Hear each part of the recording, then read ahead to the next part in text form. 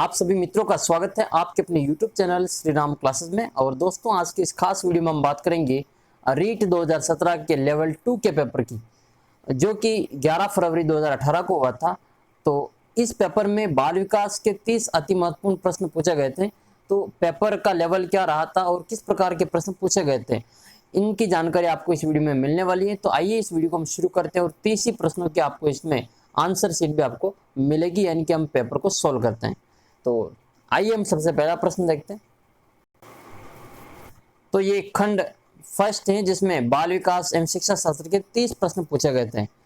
आपको पता ही होगा कि रीट में जो नेगेटिव मार्किंग नहीं होती है। सबसे पहला प्रश्न है, व्यक्तिगत विभिन्नता का सम्मान करते वक्त एक शिक्षक से क्या आशा नहीं की जा सकती है? फर्स्ट ऑप्शन, योग्यता अनुसार समूह में विभक्त करना। बी ऑप्शन, पाठ्यचर्या को समायोजित करना। सी ऑप्शन है, बच्चों को स्वाध्याय के लिए छोड़ देना। और डी ऑप्शन है, शिक्षण विधियों का समायोजित करना। तो इसका जो करेक्ट आंसर है वो ऑप्शन नंबर सी हो जाएगा कि व्यक्तिगत जो विभिन्नता है उनका सम्मान करते वक्त एक शिक्षक से यह आशा नहीं की जा सकती कि वो बच्चों को स्वाध्याय के लिए छोड़ दे। तो सी ऑप्शन का करेक्ट आंसर हो जाएगा, बच्चों को स्वाध्याय के लिए छोड़ देना यह एक शिक्षक से आशा नहीं की जा सकती है। बढ़ते दूसरे प्रश्न की ओर। दूसरा प्रश्न, यदि पूनम की कालानुक्रमिक आयु तथा मानसिक उम्र 9 साल है तो उसकी बुद्धि लब्धि का वर्ग क्या हो सकता है? तो टर्मन के अनुसार ये बुद्धि लब्धि बतानी हमें। बुद्धि लब्धि जो होगी वो तो मानसिक आयु और वास्तविक आयु दोनों बराबर है। एम ए बटा सी इंटू 100 करके इसको निकालेंगे तो 9 बटा 9 इंटू 100 करेंगे तो 9 से 9 कटेंगे और 100 इसकी IQ आ जाएगी। तो 100 जो IQ लेवल है वो औसत के अंतर्गत आता है। तो सी इसका जो करेक्ट आंसर हो जाएगा, औसत। प्रश्न संख्या 3। तीसरा प्रश्न है, निम्न में से कौन से स्वलिनता के लक्षण हैं? इनमें से कौन सा ऑटिज्म के जो लक्षण है वो हमें बताना है। फर्स्ट ऑप्शन है, कमजोर सामाजिक व्यवहार, रूढ़िबद्ध व्यवहार और कमजोर संप्रेषण, यानी कि जो पुअर कम्युनिकेशन है वो। तो ये तीनों के तीनों जो ऑटिज्म के लक्षण है, तो इसका करेक्ट आंसर हो जाएगा डी ऑप्शन, उपरोक्त सभी। प्रश्न संख्या 4, मात्रात्मक व्यक्तिगत क्षमता रूपी प्रक्रिया को क्या कहते हैं? मात्रात्मक व्यक्तिगत क्षमता रूपी प्रक्रिया को क्या कहा जाता है? फर्स्ट ऑप्शन है विकास, जिसको हम डेवलपमेंट कहते हैं। बी ऑप्शन है वृद्धि, जिसको हम ग्रोथ कहते हैं। संतुलन और परिपक्वता। तो मात्रात्मक व्यक्तिगत क्षमता की जो प्रक्रिया है उसको हम वृद्धि कहते हैं, ग्रोथ कहते हैं। बी इसका जो करेक्ट आंसर हो जाएगा। प्रश्न संख्या 5, किशोरावस्था में एक बच्चे के उचित विकास हेतु माता पिता तथा शिक्षक निम्न कार्य कर सकते हैं। तो इनमें से कौन सा कार्य कर सकते हैं वो हमें बताना है। उचित वातावरण प्रदान करना। सी ऑप्शन है परामर्श तथा मार्गदर्शक सेवा की व्यवस्था करना अगर आवश्यक हो तो। और डी ऑप्शन है उपरोक्त सभी। तो करेक्ट आंसर हो जाएगा इसमें उपरोक्त सभी। तीनों के तीनों ये जो किशोरावस्था में एक बच्चे के उचित विकास हेतु माता पिता तथा शिक्षक के कार्य हो सकते हैं। प्रश्न संख्या 6, छठा प्रश्न जो एक्शन रिसर्च से संबंधित है, निम्न में से कौन सा क्रियात्मक शोध से संबंधित नहीं है? तो नहीं है पूछा गया है। फर्स्ट ऑप्शन है क्रियात्मक शोध सिद्धांत निर्माण में सहायता करता है, यही अपना करेक्ट आंसर हो जाएगा, क्योंकि क्रियात्मक जो अनुसंधान होता है उसमें कोई जो नया सिद्धांत नहीं बनता है, नया नियम उसमें नहीं बनता है। बाकी बी ऑप्शन सही है, व्यवहारिक समस्या के समाधान में सहायक है। सी ऑप्शन है त्वरित चिंताजनक समस्या के ऊपर केंद्रित होता है। और डी है यह रचनात्मक प्रतिक्रिया देता है, जैसे उद्देश्य और प्रणाली में खुला परिवर्तन होना।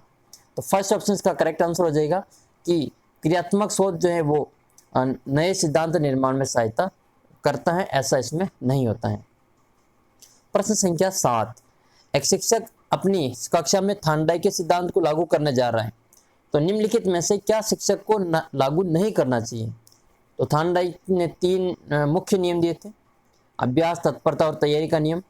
तो पहला ऑप्शन है इसमें बच्चों को तैयार किया जाना चाहिए, बिल्कुल ये करेक्ट आंसर है, ये होना चाहिए। बी है नई चीज़ों की खोज सीखने हेतु खोज विधि के लिए उन्मुख किया जाना चाहिए। और सी ऑप्शन है उचित अभ्यास एवं ड्रिल कार्य योजना किया जाना चाहिए। और डी ऑप्शन है जहाँ तक हो शिक्षक को पुरस्कार का उपयोग सही रूप में करने की कोशिश करनी चाहिए। तो पहला ऑप्शन तो है इसमें तैयारी के नियम का, सी ऑप्शन इसमें अभ्यास का और डी है इसमें तत्परता का। तो करेक्ट आंसर हो जाएगा इसका नहीं का पूछा है तो बी ऑप्शन इसका सही उत्तर हो जाएगा कि बच्चों को नई चीज़ें सीखने के हेतु उसको खोज विधि के लिए उन्मुख किया जाना चाहिए। तो ये जो शिक्षक को नहीं करना चाहिए थॉर्नडाइक के सिद्धांत को लागू करने के समय। प्रश्न संख्या 8, रिक्त स्थान बाल्यावस्था के दौरान अपने तथा दूसरे के नजरिए में फर्क करने की जो अयोग्यता है उसको क्या कहते हैं? केंद्रस्थ, जिसको हम सेंट्रिसिज्म कहते हैं, आत्म केंद्रस्थ इगोसेंट्रिसिज्म, और एनिमिज्म जन्मात्मकवाद, और इनमें से कोई नहीं। तो बाल्यावस्था में अपने तथा दूसरे के नजरिए में जो फर्क करने की अयोग्यता होती है उसको आत्म केंद्रस्थ इगोसेंट्रिसिज्म के नाम से जाना जाता है। तो बी ऑप्शन इसका करेक्ट आंसर हो जाएगा, इगोसेंट्रिसिज्म। प्रश्न संख्या 9, जब कोई बारंबार अपनी कमजोरियों से निकलने में असफल होता है और कुछ प्रवीणता हासिल करता है या फिर साधारणतः अधीनता या फिर अपकर्ष को ज्यादा बल देता है, तो ऊपर लिखित तथ्य को किसने हीन भावना कहा है? ये जो ऊपर लिखित वाक्य है इसको हीन भावना के रूप में किसने परिभाषित किया है? कार्ल युंग ने, सिगमंड फ्राइड ने, कैरन हार्नी ने और अल्फ्रेड एडलर ने। तो हीन भावना के नाम से जिसको परिभाषित किया था इस कथन को, वो थे इसमें अल्फ्रेड एडलर। अल्फ्रेड एडलर ने इसको हीन भावना के नाम से परिभाषित किया था। प्रश्न संख्या 10, अत्यंत निपुणतापूर्ण अधिगम पद्धति जिस पर बांडुरा और वाल्टर ने बल दिया था वह कौन सा है? पुरस्कार तथा सजा, निरीक्षण युक्त अधिगम या फिर अनुकरण, स्ववास्तविकीकरण, और उपरोक्त में से कोई नहीं। तो बांडुरा तथा वाल्टर ने जिस पर बल दिया था वो थे निरीक्षण युक्त अधिगम। बी ऑप्शन इसका करेक्ट आंसर हो जाएगा, निरीक्षण युक्त अधिगम या फिर अनुकरण जिसको हम कहते हैं। प्रश्न संख्या 11, शिक्षा के अधिकार अधिनियम 2009 के अंतर्गत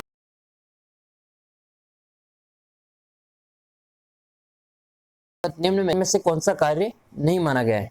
एक निश्चित समय में पाठ्यक्रम को पूरा करना शिक्षक का कार्य होता है। बी ऑप्शन है शिक्षक को खुद को व्यक्तिगत ट्यूशन में व्यस्त रखना। ये जो इसमें नहीं होना चाहिए क्योंकि आरटी के अंतर्गत ये धारा में शिक्षक को ट्यूशन के अंतर्गत व्यस्त नहीं रखा जा सकता है, कानूनी अपराध है। तो आरटी के अंतर्गत आप अनुसार जो आप एक सरकारी शिक्षक जो है वो बच्चों को ट्यूशन नहीं पढ़ा सकता है। बी ऑप्शन इसका करेक्ट आंसर हो जाएगा कि शिक्षक को खुद को व्यक्तिगत ट्यूशन में व्यस्त रखना, ये ऐसा इसमें नहीं हो सकता है। तो बी ऑप्शन इसका करेक्ट आंसर हो जाएगा।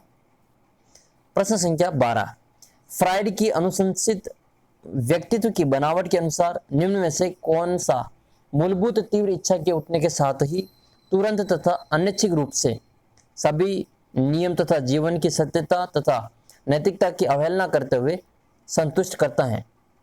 तो पराअहम, जिसको हम सुपर ईगो कहते हैं, पराअहम और ईगो दोनों, इदम जिसको हम इड कहते हैं, अहम जिसको हम ईगो कहते हैं। तो ये जो दिया गया था वो इदम से संबंधित है।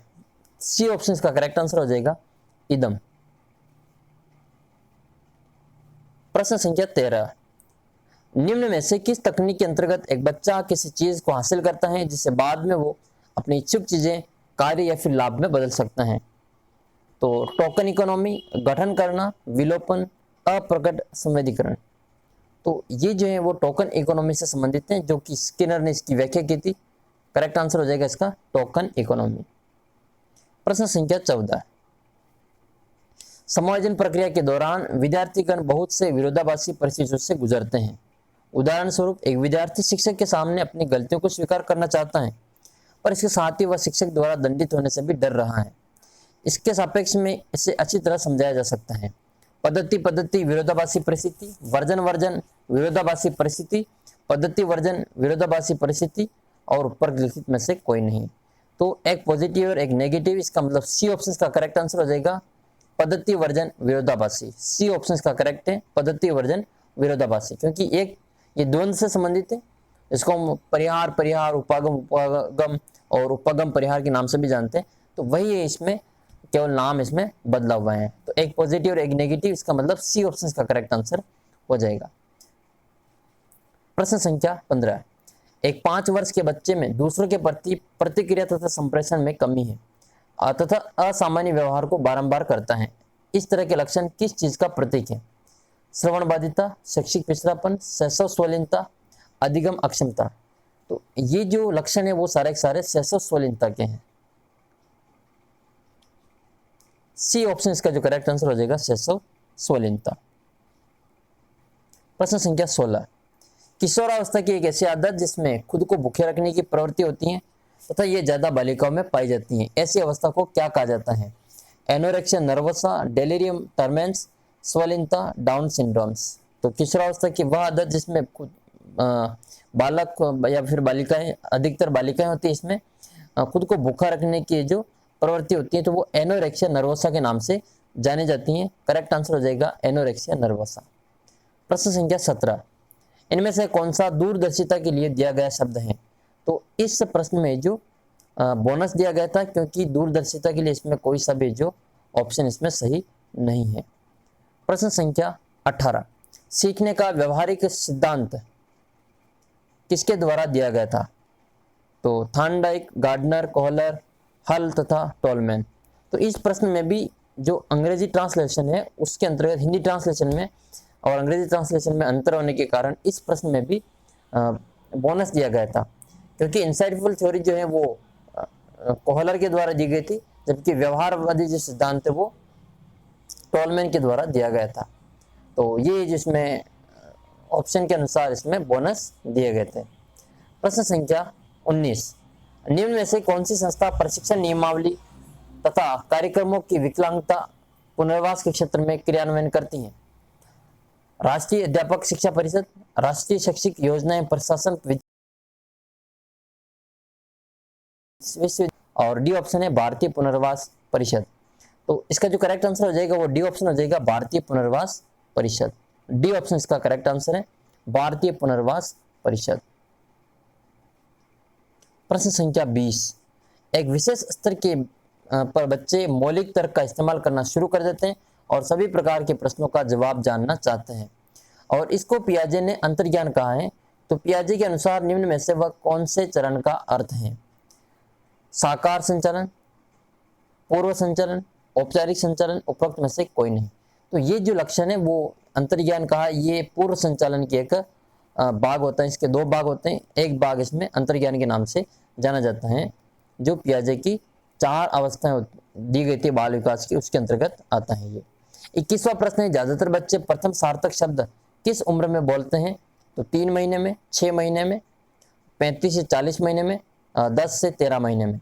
तो अधिकतर जो बच्चे हैं वो 10 से 13 महीने की उम्र में प्रथम सार्थक शब्द बोलना शुरू कर देते हैं, बोलना शुरू करते हैं। 22वां प्रश्न है, बहुबुद्धि सिद्धांत के जनक कौन है?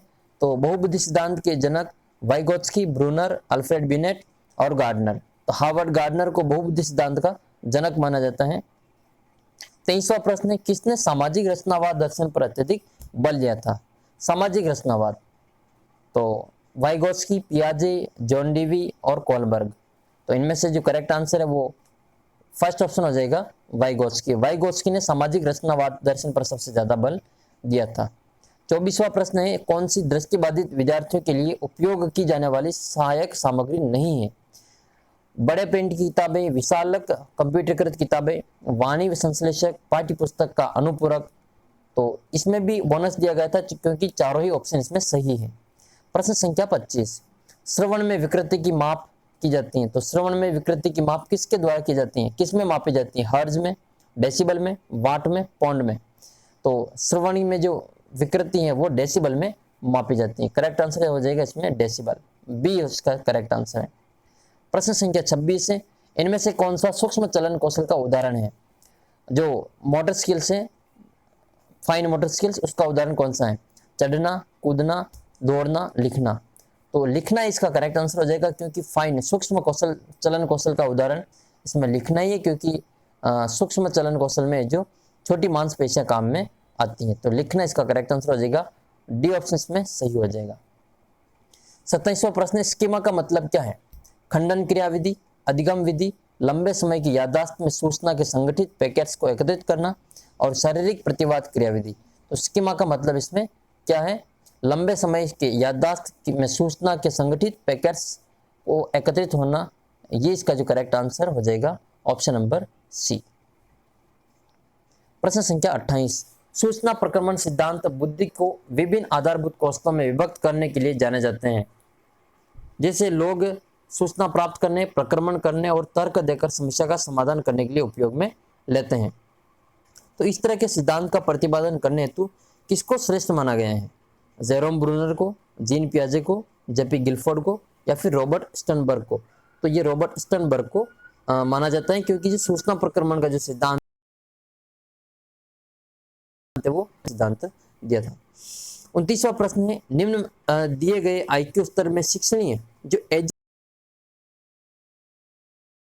70 से 90, 30 से 50, 50 से 70 और 50 से नीचे। तो इसमें दो उत्तर सही माने गए थे बोर्ड की ओर से। एक तो फर्स्ट ऑप्शन 70 से 90 के बीच में भी एजुकेबल है, और दूसरा है इसमें सी ऑप्शन। तो दोनों के दोनों इसमें सही माने गए थे, 70 से 90 और 50 से 70, यानी कि 50 से 90 के बीच में जो होते हैं उनको हम एजुकेबल माना जाता है, उनको हम शिक्षा दी जा सकती है उनको। अंतिम प्रश्न है, आनुवंशिकता की इकाई क्या है? तो क्रोमोसोम, निषेचित अंडा, जीन, युग्मज।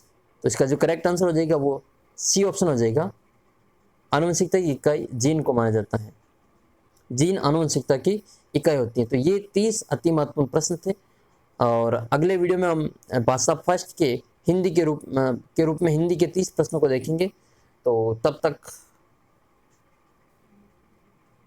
आप इस चैनल को सब्सक्राइब कर लीजिए, ताकि आपको रीट एग्जाम तक यहाँ पर पुराने जितने भी पेपर्स हुए हैं अब तक के, वो सारे पेपर्स आपको यहाँ पर सॉल्यूशन सहित आपको यहाँ पे मिल जाएंगे। तो इस वीडियो को अपने सभी साथी मित्रों के साथ शेयर जरूर करें, और वीडियो पसंद आए तो इसको लाइक जरूर करें। और भी आपके कोई मन में प्रश्न हो तो कमेंट बॉक्स में ज़रूर बताएं। जल्दी मिलते हैं अगले वीडियो में, तब तक जय हिंद, जय भारत।